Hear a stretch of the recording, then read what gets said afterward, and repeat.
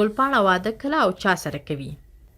چې خبره د وتلې سندرغاړې ګلپاڼې د مرکې شي او یا هم په سوشل میډیا کې د خلکو نه پوښتنې وغوښتل شي، نو څه فکر کوئ چې څه رقم پوښتنې به خلک ګلپاڼې نه ولري؟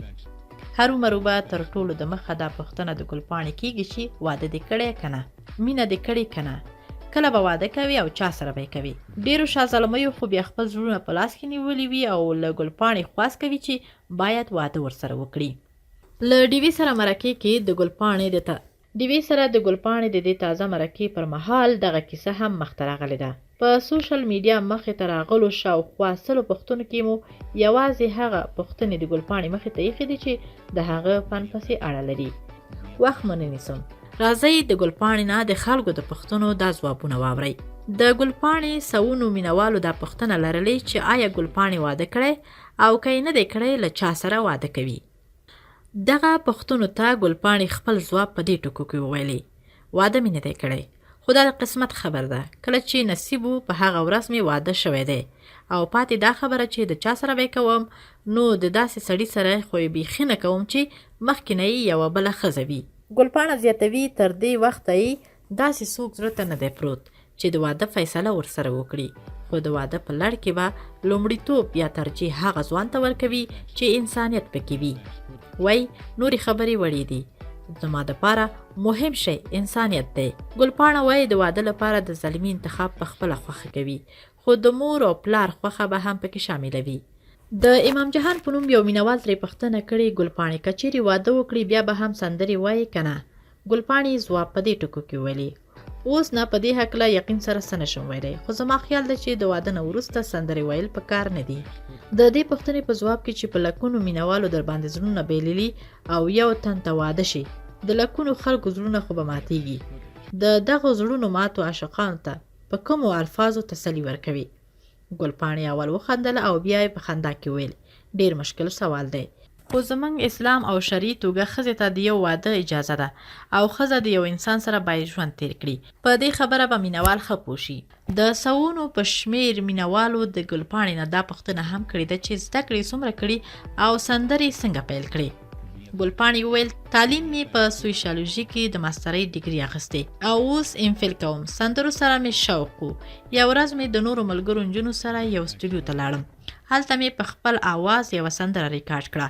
هغه بیا زما ملګرو ډېره خوښه کړه او بیا مې په لومړي ځل د دې سندرې نه د فن آغاز وکړ: ای زما نادان ملنګه، ای زما پاگل ملنګه، او بس داسې سندرغاړې شوم. د ګلپاڼې نه چې کله پوښتنه وشوه آیا په ژوند کې دی د خندا موقع ډېره راغلې که د ژړا، نو هغې وویل: شکر دی، داسې د خفګان کومه خبره نشته. الله همیشه په ما خپل فضل او کرم کړی دی. پاتې د ژوند خبره، نو ژوند کې خفګان او خوشحالي دواړه راځي، خو زه دومره ډېره حساسه یم چې په وړه خبره خوشحالیږم او په وړه خبره ژړا هم راځي. کله مې چې ترې وپوښتل: د ژوند د اطمینان وجه دی یوازې سندرې، شهرت او پیسې دي او که نه داسې یو بل څه هم شته چې ستا ژوند ته یې اطمینان بخلی دی؟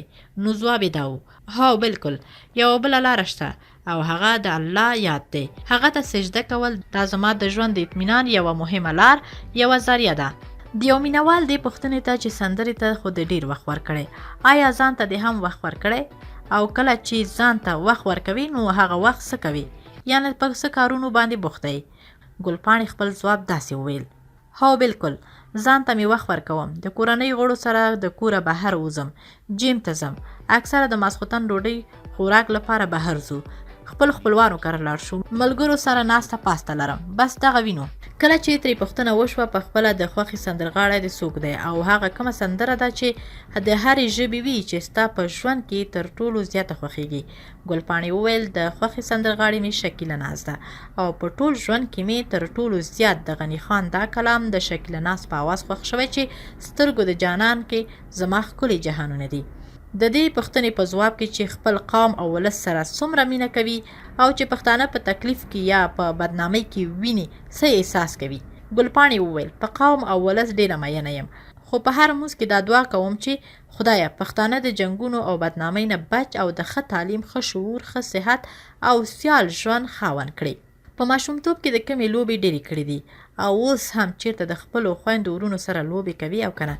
د دې پوښتنې ځواب ګلپاڼې په دې ټکي کې ورکړ: په ماشومتوب کې مې چندرو لوبه ډیره کوله او ګوډیانې مې هم ډیرې لوبولې، خو اوس لوبې نه کوم، لوبې وایمه. د ډاکټر احسان په نوم یو مینوال ترې پوښتنه کړې ده چې د لباس او رنګونو انتخاب درله څوک کوي او په خپله د کوم رنګ خوښ دی.